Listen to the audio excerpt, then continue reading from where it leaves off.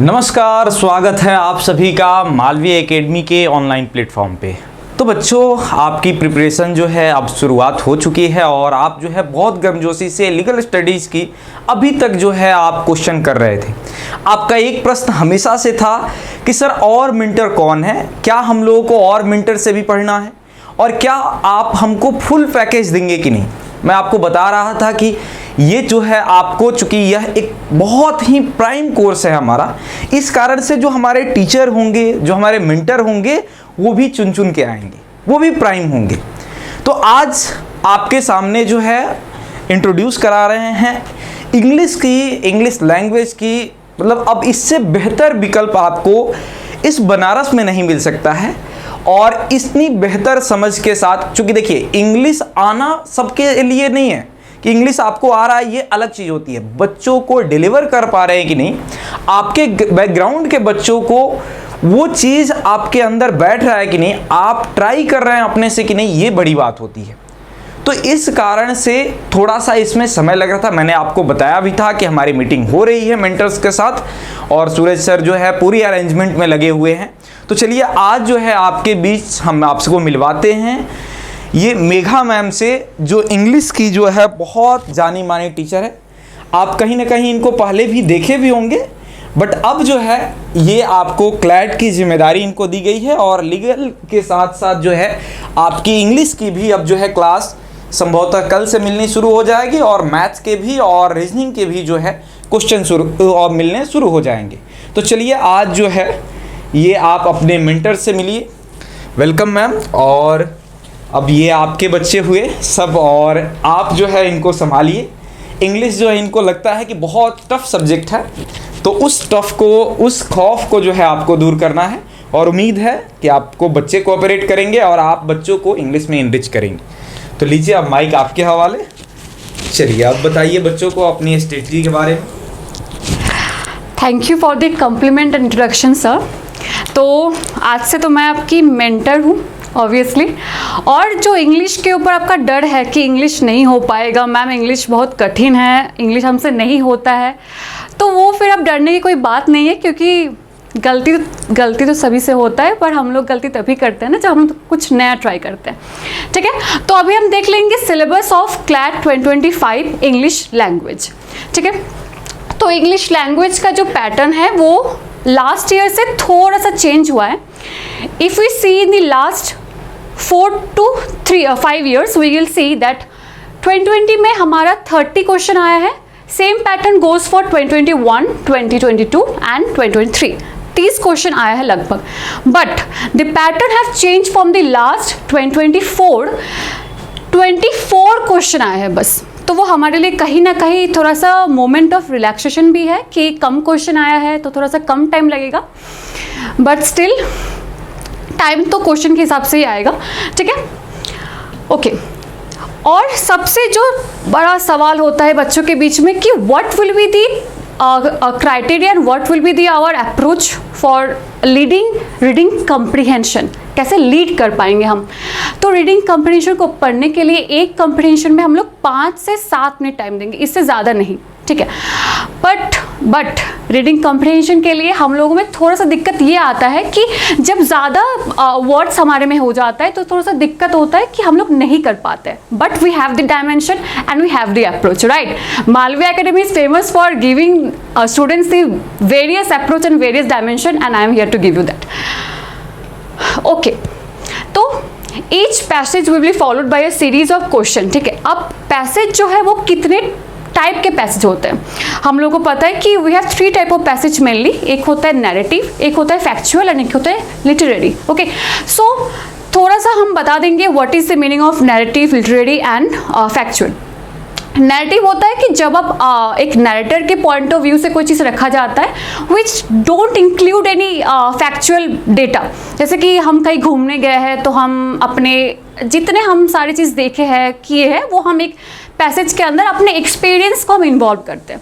ठीक है, but factual data में क्या होता है, फैक्चुअल पैसेज में क्या होता है कि हम लोग इन्फॉर्मेशन डालते हैं, हम लोग न्यूमेरिकल वैल्यू डालते हैं, हम लोग डेटा डालते हैं, और उसमें से क्या होता है कि जब हम लोग पैसेज पढ़ते हैं वो चीज़ हमारे माइंड में इंकलकेट करने में थोड़ा सा दिक्कत हो जाता है, क्योंकि फिर हम लोग को उसको डेटा को गैदर करना, कलेक्ट करने में भी थोड़ा सा दिक्कत आ जाता है, तो वो थोड़ा सा हम लोगों के लिए लेंदी हो जाता है।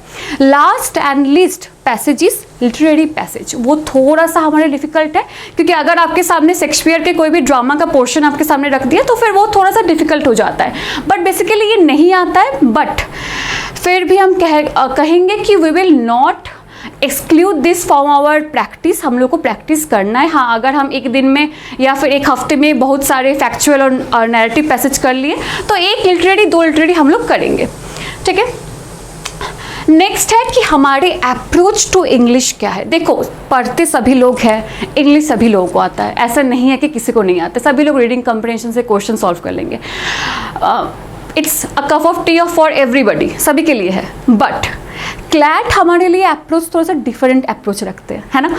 क्या डिफरेंट अप्रोच रखते हैं कि उसमें थोड़ा सा ज़्यादा लेंदी रीडिंग पैसेज आता है, थोड़ा सा टिपिकल पैसेज आता है कि हम लोग वो नहीं देखते, हम लोग एकस्टम नहीं होते उस पैसेज के साथ, ठीक है। तो what will be the dimension for reading the passage? एक होता है बेसिक डायमेंशन और एक होता है एडवांस डायमेंशन। बेसिक डायमेंशन तो सभी को पता होता है, वो तो आपको, हमको, सभी को पता होगा। But what will be the advance dimension? आज हम लोग एडवांस डायमेंशन के बारे में बात करेंगे। चलो, तो सबसे पहला जो डायमेंशन हमारे पास है वो है रीडिंग द न्यूज़पेपर डेली, ठीक है। आप reading the newspaper daily with focus on editorial. But why only the editorial portion? क्योंकि जब आप एडिटोरियल को देखोगे तब आपको ये लगेगा कि हाँ, वो जो हम पढ़ेंगे तो हमारे में एक आदत बन जाएगा टू रीड द पैसेज, क्योंकि वो पैसेज फॉर्मेट में रहता है, ठीक है। अब अभी हम आपको एग्जाम्पल दें कि डिकोड द हेडलाइन। ये हेडलाइन को क्या आप डिकोड कर पाओगे?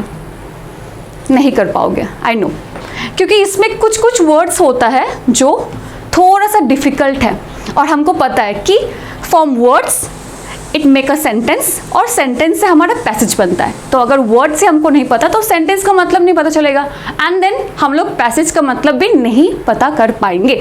तो ये देखो, Chennai limps back to normalcy but with dented image. Normalcy का मतलब तो सभी को पता होता है कि नॉर्मल स्टेज में पहुंच जाना, ठीक है। But what is the meaning of limbs?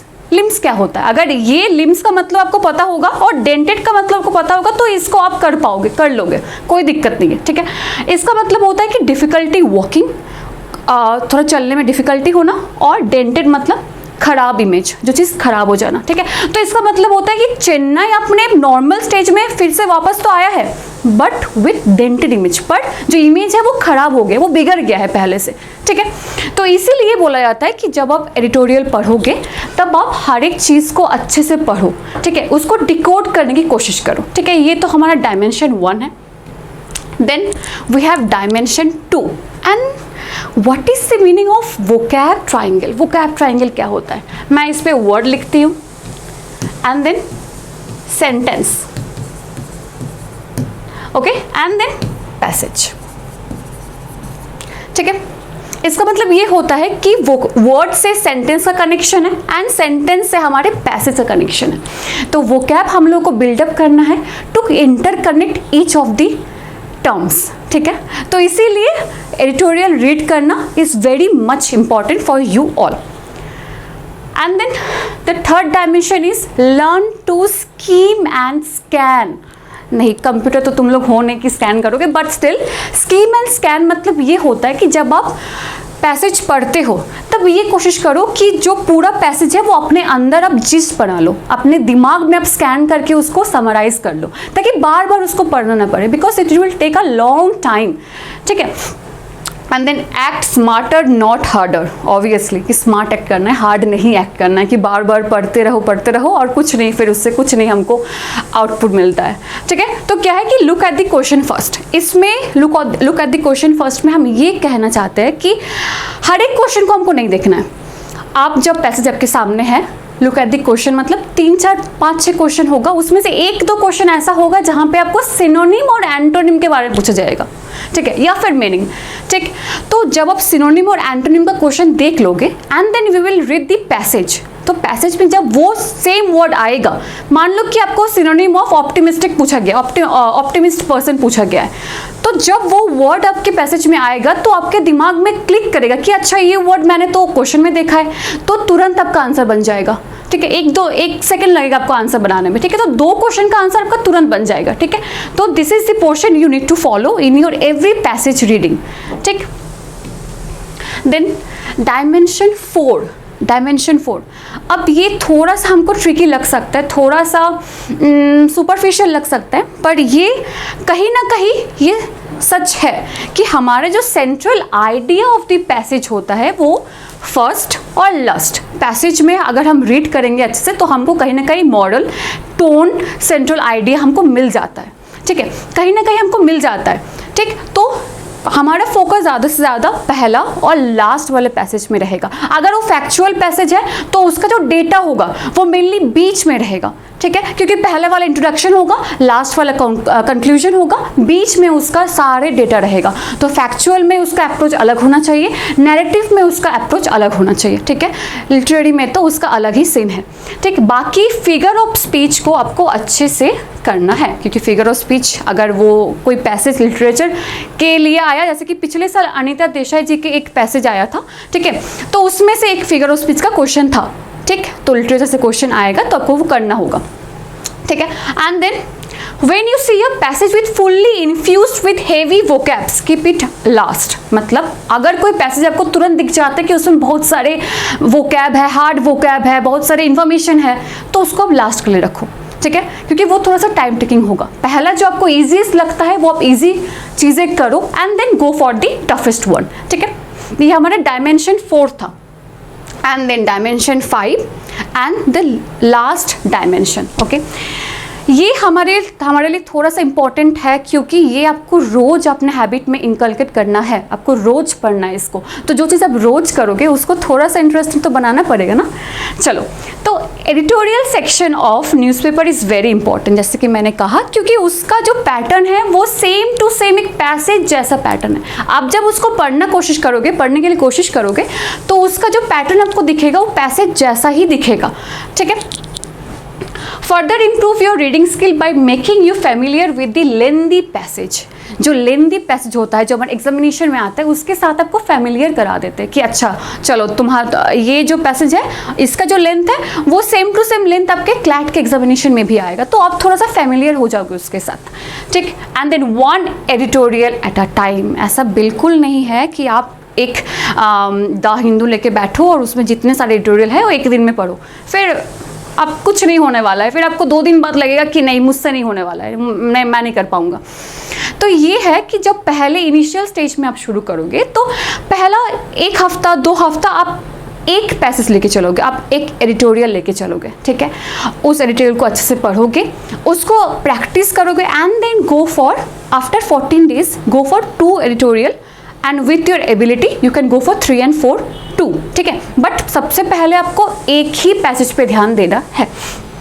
Okay, then the second one, this will train your mind to move with more editorials. हाँ, ये तो मैंने अभी कहा कि आपके माइंड को आप जैसे ट्रेन करोगे वो ऐसे ट्रेन होगा, है ना।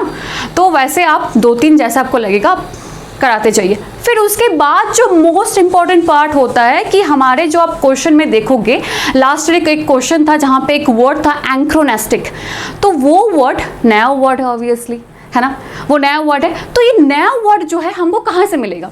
हम रोज़ थोड़ी ना फ़ोन लेके बैठेंगे कि अरे नया वर्ड ढूंढूं मैं, आज गूगल ने कौन सा वर्ड सजेस्ट किया, आज कौन सा वर्ड ऑफ द डे है, ये तो गूगल में हम नहीं बैठेंगे ना बैठने के लिए, एक मिलेगा वर्ड। बट हमको वर्ड मिल सकता है कहाँ से? वो एडिटोरियल से मिल सकता है, वो हमको आर्टिकल से मिल सकता है। एक छोटा सा चीज़ अगर आप प्रैक्टिस कर लोगे तो आप जान जाओ कि आपको सक्सेस मिलेगा। हर एक दिन आप ये कोशिश करो कि 5 वर्ड आप एक छोटा सा नोटबुक में नोट करो, 5 वर्ड जो इंपॉर्टेंट है। ऐसा नहीं कि आपको कहीं ग्लूमी वर्ड मिल गया, आपको कहीं पेसिमिस्ट वर्ड मिल गया तो आप उसको नोट डाउन करो, नहीं। जो थोड़ा सा टफ वर्ड है, जो वर्ड आप कभी सुने नहीं हो, वो वर्ड आप नोट डाउन करो, and then go for synonym and antonym for the word. 2 synonym and 2 antonym उस वर्ड का। ठीक है, आप रोज नोट डाउन करो। एक दिन में 25 वर्ड आपको मिल जाएगा। ठीक है, एक दिन में 25 word means it's a huge huge thing to build up your vocabulary, ठीक है। तो ये चीज़ आपको करना है। और जो last and the list one is revise it in every 10 days, क्योंकि फिर आप भूल जाओगे, फिर आपको लगेगा कि यार मैं तो नोट डाउन कर रहा हूँ and then I will give my best in examination, तो वो नहीं होने वाला है। आपको प्रैक्टिस नहीं करोगे तो वो नहीं होने वाला है, ठीक है। तो ये सब था हमारे में कि ये डायमेंशन हम लोग अडॉप्ट करेंगे, ये अप्रोच हम लोग इंग्लिश के लिए करेंगे। क्योंकि बच्चा देखो, इंग्लिश जो है वो सभी लोग पढ़ते हैं, हमको भी इंग्लिश आता है, सभी को इंग्लिश आता है, बट हमको क्लैट का एग्जामिनेशन देना है, हमको कोई और एग्जामिनेशन नहीं देना है जहाँ से हम थोड़ा सा ग्रामर पढ़ ले, थोड़ा सा वोकैब पढ़ ले, थोड़ा सा रीडिंग कम्प्रीहेंशन पढ़ ले, तो वो मेरा हो जाएगा, ठीक है। तो हमारा फोकस रीडिंग कम्प्रीहेंशन में रहेगा, हमारा फोकस एडिटोरियल में रहेगा, और हम ये कोशिश करेंगे कि आपको सबसे ज़्यादा बेस्ट कंटेंट डिलीवर कर पाए। I will give my best to you all, पर आपको भी ये प्रॉमिस देना है ना कि आप भी अपना बेस्ट दोगे मुझे, तब थोड़ा सा मुझे भी लगेगा कि चलो मैं हमारे बच्चे भी अच्छे करें, okay. And the last one is, हमारे एल्बर्ट आइंस्टाइन की एक फेमस कोटेशन है कि anyone who has never made a mistake have never tried something new. अगर आप गलती नहीं करोगे इसका मतलब ये है कि कभी आपने कुछ नया चीज़ ट्राई ही नहीं किया, ठीक है। तो ऑब्वियसली गलती आप करोगे, फिर से आप उठोगे, फिर से you will do a new thing, be a Phoenix, okay. ऐसा नहीं कि मुझसे नहीं हो पा रहा तो मैं नहीं करूँगा, ऐसा नहीं है, गलती होगा, but try your best and give your best. Thank you. आज हमारा लेक्चर इधर तक था एंड हम लोग फिर से मिलेंगे आपके साथ नेक्स्ट लेक्चर में। तब तक अच्छे से रहो, खुश रहो और प्रैक्टिस करते रहो। Have a nice day, take care, bye bye.